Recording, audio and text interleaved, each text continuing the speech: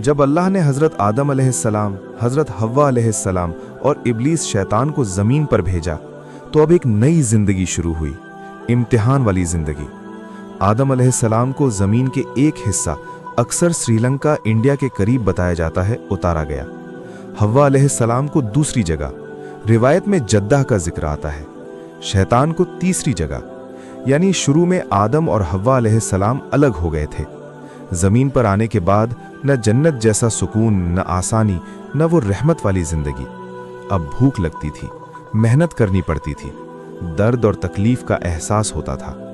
आदम अलैहिस्सलाम और हव्वा अलैहिस्सलाम एक दूसरे को ढूंढ रहे थे।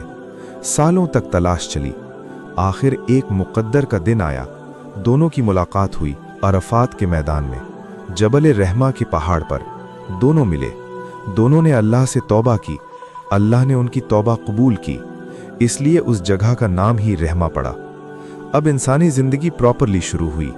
आदम अलैहिस्सलाम को ज़मीन पर काम करना पड़ा, खेती, मेहनत, रहना सब सीखना पड़ा। अल्लाह ने उन्हें हिदायत दी, कैसे जीना है, कैसे इबादत करनी है, हलाल हराम क्या है। यानी आदम अलैहिस्सलाम सिर्फ पहले इंसान नहीं, पहले नबी भी थे। फिर उनके घर में बच्चों की पैदाइश शुरू हुई। हर दफ़ा जोड़ा पैदा होता था, एक लड़का और एक लड़की। फिर अल्लाह के हुक्म से एक जोड़े की लड़की का निकाह दूसरे जोड़े के लड़के से होता था। यानी उस वक्त के लिए ये सिस्टम अलाउड था ताकि इंसानी नस्ल बढ़ सके। उनके दो बेटे थे, काबिल, हाबिल। रिवायत के मुताबिक काबिल और हाबिल दोनों को कुर्बानी देने का हुक्म दिया गया। ये एक टेस्ट था, कौन ज्यादा सिंसियर है। हाबिल की कुर्बानी, उसने अपनी बेस्ट चीज, अच्छा जानवर अल्लाह के लिए दी। काबिल की कुर्बानी, उसने घटिया चीज, कमजोर अनाज दी। अल्लाह ने हाबिल की कुर्बानी कबूल कर ली। काबिल की कुर्बानी रिजेक्ट हो गई। काबिल के दिल में जलन, गुस्सा, नफरत भर गया। उसने कहा, मैं तुम्हें जरूर मार दूंगा। हाबिल ने बहुत सुकून से कहा, अल्लाह सिर्फ उनकी कुर्बानी कबूल करता है जो तकवा वाले होते हैं। अगर तुम मुझे मारने के लिए हाथ उठाओगे, मैं तुम्हें नहीं मारूंगा, मैं अल्लाह से डरता हूं।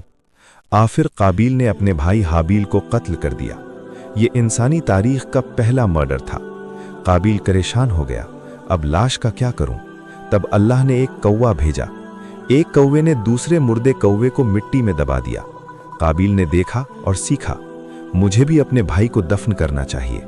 पछतावा, उसने कहा, है अफसोस, मैं इतना भी नहीं जानता था कि एक कौवे से सीखना पड़े। लेकिन उसका पछतावा तौबा नहीं था, इसलिए उसका गुनाह रिकॉर्ड हो गया। इसके आगे क्या हुआ ये पता चलेगा पार्ट 5 में। देखने के लिए सब्सक्राइब जरूर करें और लाइक, कमेंट, शेयर करना ना भूलें।